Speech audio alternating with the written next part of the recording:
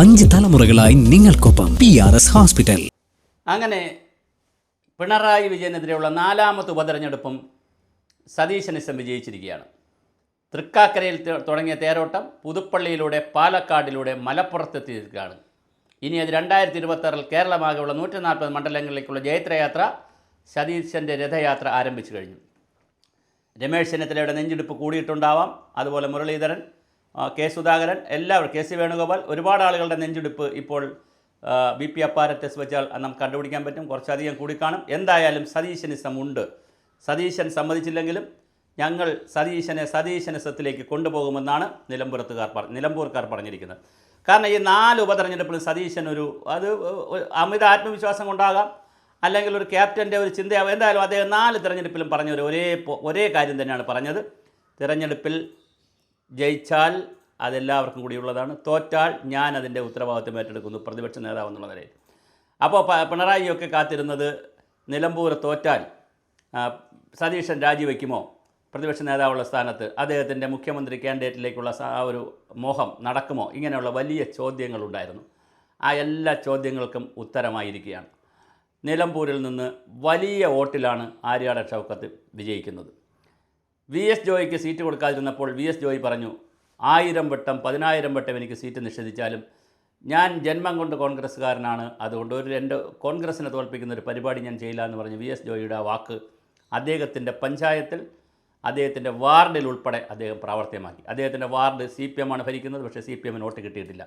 സ്വരാജിൻ്റെ സ്വന്തം മണ്ഡലമാണ് അദ്ദേഹത്തിൻ്റെ. ജന്മം കൊണ്ട് സ്വരാജിൻ്റെ മണ്ഡലത്തിൽ, സ്വരാജിൻ്റെ ബൂത്തിൽ സ്വരാജിന് വോട്ട് പിടിക്കാൻ കഴിഞ്ഞിട്ടില്ല. അപ്പോൾ അത്രമാത്രം ആഴത്തിലുള്ള പിണറായിസത്തിനെതിരെയുള്ള വലിയ തേരോട്ടം, വലിയ ജനകീയ മുന്നേറ്റം, ജനചിന്ത അവിടെ ഉണ്ടായി വരുന്നു. നമ്മൾ മനസ്സിലാക്കേണ്ടത്, ഇപ്പോൾ ആര്യാടൻ ഷൗക്കത്ത് നേടി നിൽക്കുന്ന 10000 വോട്ടോ അല്ലെങ്കിൽ 12000 വോട്ടിനൊക്കെ ചിലപ്പോൾ ജയിച്ചാൽ അതല്ല പ്രധാന വോട്ട്.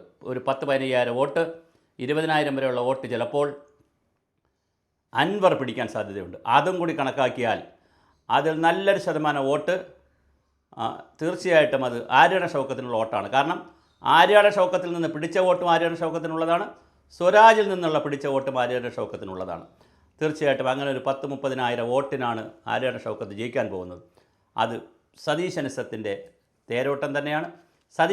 സതീശൻ സമ്മതിച്ചൊരു കാര്യമുണ്ട്, PV അൻവറിനെ മൈൻഡ് ചെയ്യേണ്ട, നമ്മൾ തോറ്റുപോയാലും കുഴപ്പമില്ല, PV അൻവർ എന്ന ഒരു തത്വാധിഷ്ഠ നിലപാടെടുക്കാം ഇപ്രാവശ്യം എന്ന് സതീശൻ പറഞ്ഞു. അതിനും ജനങ്ങൾ വലിയ അംഗീകാരം കൊടുത്തിരിക്കുകയാണ്. അപ്പോൾ ജനങ്ങളോട് തത്വാധിഷ്ഠിതമായി കാര്യങ്ങൾ പറഞ്ഞാലും ജനങ്ങൾ കേൾക്കും എന്നുള്ളതിൻ്റെ ഒരു നിലപാടാണ്. അപ്പോൾ നിലപാടുകൾക്കും കേരളത്തിൽ അവസരമുണ്ട് എന്ന് തെളിയുന്ന ഒരു തിരഞ്ഞെടുപ്പാണിത്. തീർച്ചയായിട്ടും വളരെ മനോഹരമായ രീതിയിൽ ആര്യാടൻ ഷൗക്കത്ത് ജയിക്കുന്ന കാഴ്ചയാണ് കാണുന്നത്. ജയിച്ചു കഴിഞ്ഞു, ഇനി കാഴ്ചയ്ക്ക് ഒരു പ്രസക്തിയില്ല. എത്ര വോട്ട് അവസാന ലാപ്പിൽ എത്ര വോട്ട് എന്നുള്ള ലാസ്റ്റ് ഒരു എണ്ണി തിട്ടപ്പെടുത്തേണ്ട ഒരു കണക്ക് മാത്രമേ ഉള്ളൂ. എന്തായാലും ആര്യാടൻ ഷൗക്കത്ത് വിജയ തേരോട്ടം ആരംഭിച്ചു കഴിഞ്ഞു. 10-14 വർഷങ്ങൾക്ക് ശേഷം അവരുടെ കുടുംബത്തിൽ